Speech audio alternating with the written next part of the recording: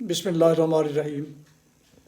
محترم ویورز، السلام علیکم ورحمۃ اللہ وبرکاتہ۔ امید کرتا ہوں کہ آپ اللہ تعالیٰ کے فضل و کرم سے خیریت سے ہوں گے۔ اللہ تعالیٰ آپ کو، آپ کے خانہ کو ہمیشہ اپنی حفظ و امان میں رکھے، آمین۔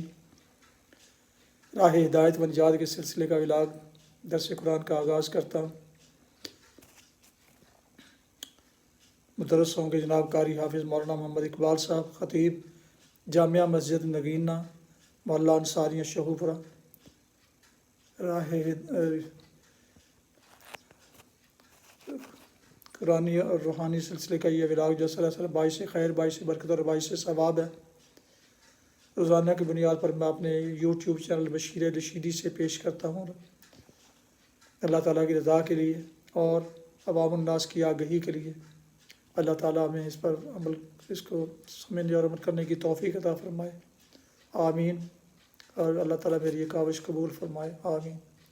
تو شروع کرتے ہیں درس قرآن۔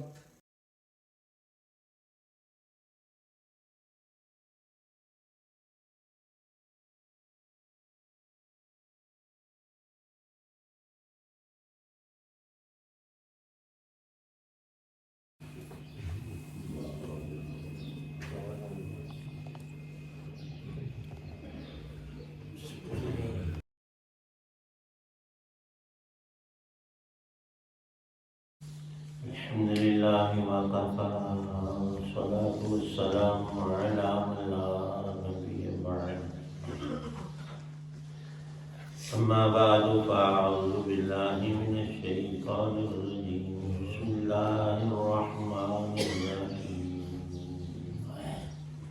ووصى بها إبراهيم بنيه ويعقوب يا بني إن الله اصطفى لكم الدين فلا تموتن إلا وأنتم مسلمون أم كنتم شهداء إذ حضر يعقوب الموت إذ قال لبنيه ما تعبدون من بعدي قالوا نعبد إلهك وإله آبائك إبراهيم وإسماعيل وإسحاق إلها واحدا ونحن له مسلمون تلك أمة قد خلت لها ما كسبت ولكم ما كسبتم ولا تسألون عما كانوا يعملون صدق الله العظيم۔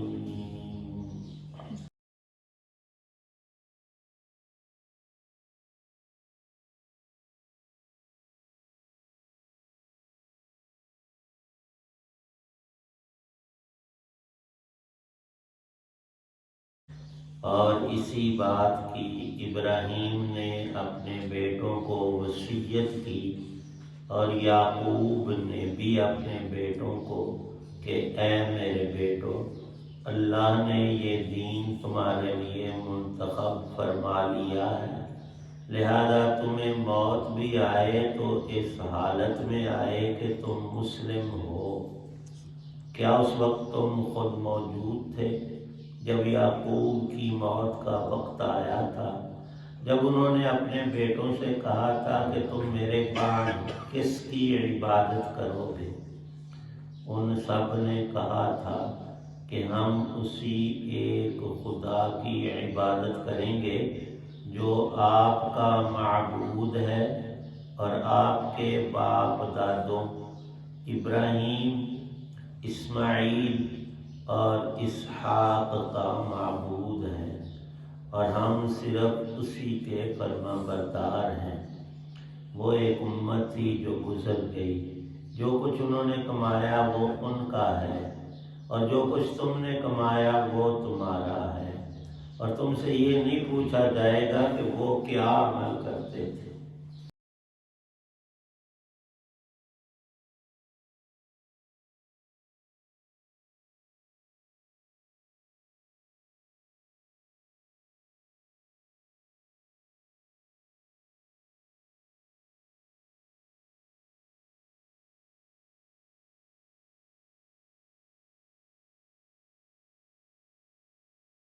سورۃ البقرہ کی آیات 132 تا 34 ہیں۔ ان 3 آیتوں میں ایک نہایت ہی اہمیت کا حامل مضمون حق تعالی شانہ نے تاریخی سچائیوں کی روشنی میں ارشاد فرمایا ہے۔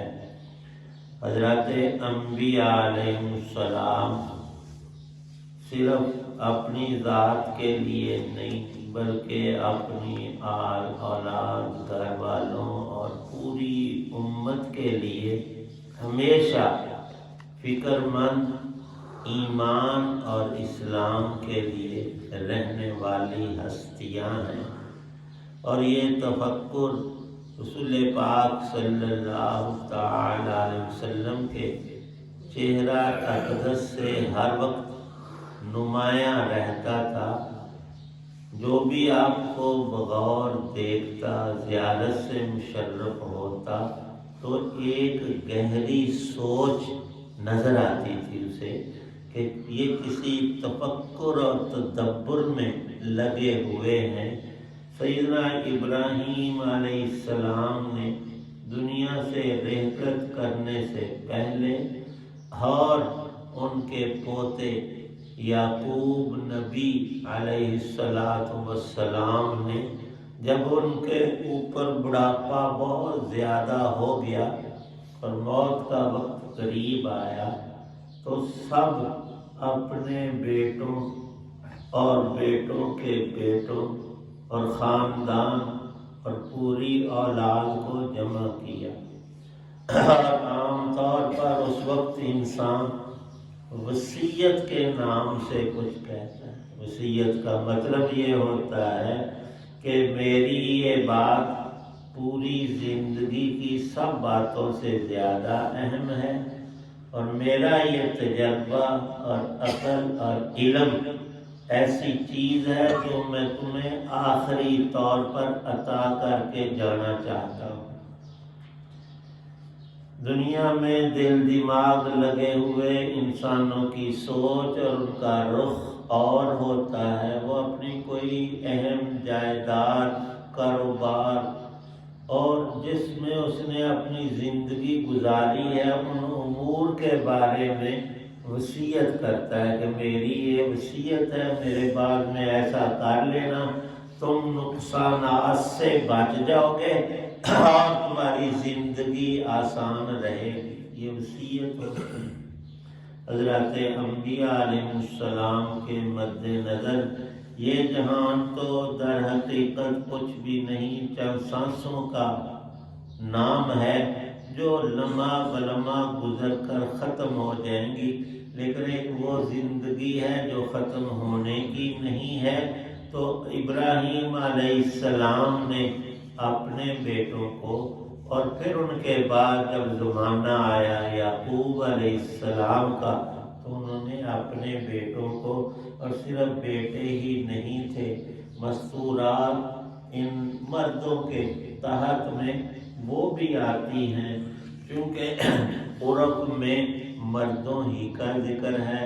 قرآن پاک میں بھی کثرت کے ساتھ اے ایمان والو جہاں آیا ہے، سب مفسرین فرماتے ہیں ان کے تحت میں ایمان والیاں بھی ہیں، صرف مردوں کو حکم نہیں، یہ سارے احکام عورتوں کے لیے بھی ہیں۔ اللہ تعالی شانہ نے عورت کو پردے کی چیز بنایا ہے۔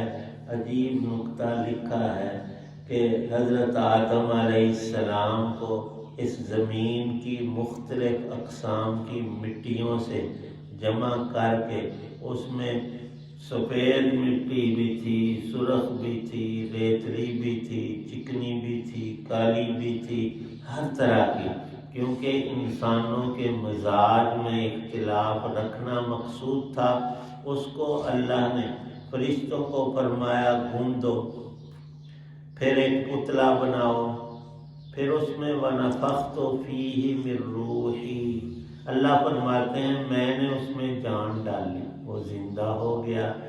پھر وہ اکیلے تھے اور ایک آدمی اس کا دل نہیں لگتا، تو اللہ تعالی شانہ نے ایک دفعہ حضرت آدم علیہ السلام لیٹے تھے، ان کی پسلی سے، اور ایک روایت میں ہے کہ ان کی ران سے ان کی بیوی پیدا فرمائی، حضرت حوا۔ اور لکھا ہے مؤرخین نے، دنیا کے سب مردوں میں حسین تر اللہ کے پیغمبر یوسف علیہ السلام، اور تمام عورتوں میں سب سے زیادہ حسن اللہ پاک نے اماں حوا کو عطا کیا، اور ان کو آدم کی طرح سے پیدا نہیں کیا۔ مستور تھیں تو مستورہ کے طور پر ان کو ران یا پسلی سے اپنی قدرت سے نکالا۔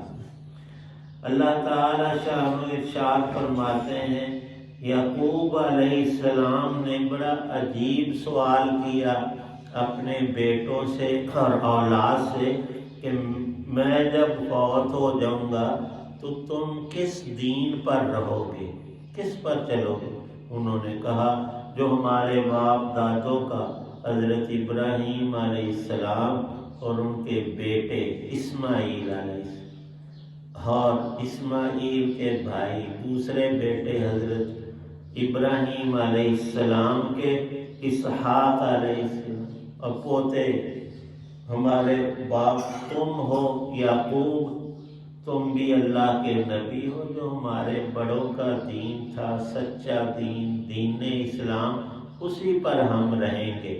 تو جب یہ اطمینان فرما لیا یعقوب علیہ السلام نے، اور تاکید بھی فرما دی، اور ان کے منہ سے سن بھی لیا وَنَحْنُ لَهُ مُسْلِمُونَ، تب ان کو اطمینان ہوا۔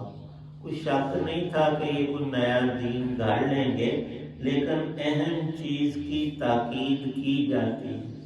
ہمارے لیے اس میں سبق یہ ہے کہ ہم اپنی جان کا جہاں فکر کریں، اولاد اور گھر کے لوگوں کے بارے میں بھی اللہ پاک کا ارشاد ہے، یا ایھا الذین آمنوا قوا انفسکم واہلیکم نارا۔ سب سے پہلی اور بڑی بات دوزخ کے عذاب سے بچنا، اور وہ ہو سکتا ہے ایمان لانے کے ذریعے، اور ایمان لانا جہاں مقصود ہے اس پر زندگی بھر پکے رہنا، اور اسی حال میں مرنا کہ جب روح ہماری عرش رحمان کے پاس جائے وہاں سجدہ ریز ہو، اور ایمان والی روحوں کا وہاں استقبال ہوتا ہے۔ فرمایا رسول پاک صلی اللہ علیہ وسلم نے اپنے ایک صحابی کی شہادت پر جنازے کے وقت میں کہ ان کی وفات پر اللہ کا عرش بھی جھوم رہا ہے۔ تو حق تعالی شانہ نے اس واقعے کو یہاں ارشاد فرما کر نتیجہ یہ ارشاد فرمایا ہے، ان لوگوں نے جتنے بھلائی کے کام کیے وہ ان کے تھے، تمہارے ساتھ معاملہ تمہارے اعمال کا ہے، اسی لیے وہ تاکید کر کے گئے کہ مسلمان رہنا اور ایمان پر قائم اور جمع رہنا۔ تلک امۃ قد خلت، ان کو اللہ نے بڑے درجات عطا فرمائے، تم بھی ان کے نقش قدم پر جمو گے تو اللہ کے ہاں قبولیت ہوگی، نجات ملے گی، اور اللہ کی ابدی رحمتوں میں جا داخل ہوگے۔ اور اگر سستی کی، پہلو تہی کی، سیدھی راہ کو چھوڑا تو ٹیڑھی راہوں کے آگے دوزخ کا گڑھا ہے، اس کو آگ اور جہنم کہا جاتا ہے۔ اس سے بچنا سب کے لیے سب سے پہلے ضروری ہے۔ اللہ تعالی شانہ ایمان پہ استقامت اور خاتمہ نصیب فرمائے۔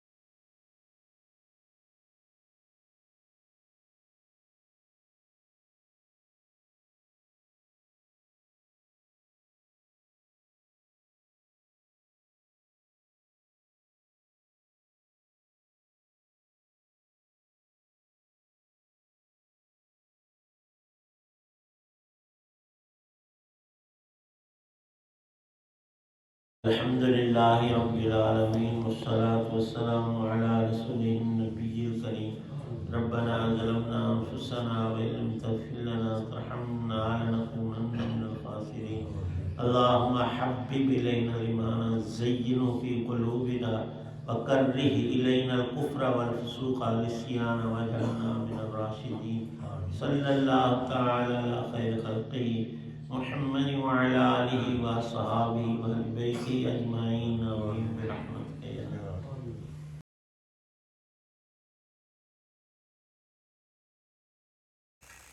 راہ ہدایت و نجات کے سلسلے کا ولاگ درس قرآن میں نے اپنے یوٹیوب چینل بشیر رشیدی سے آپ کی خدمت میں پیش کیا۔ آج کے درس میں درس قرآن کا ولاگ پیش کیا۔ آج کے درس میں سورہ البقرہ کی آیات مبارکہ 132 تا 134 کی تلاوت، ترجمہ اور تفسیر بیان کی گئی۔ مدرس تھے جناب مولانا محمد اقبال صاحب۔ روحانی اور قرآنی سلسلے کا یہ ولاگ جو سراسر باعث خیر، باعث برکت اور باعث ثواب، نور ہدایت روزانہ کی بنیاد پر میں اپنے اس چینل بشیر رشیدی پر اپلوڈ کرتا ہوں، اللہ تعالیٰ کی رضا کے لیے اور عوام الناس کی آگہی کے لیے۔ اللہ تعالیٰ میری یہ کاوش قبول فرمائے، آمین۔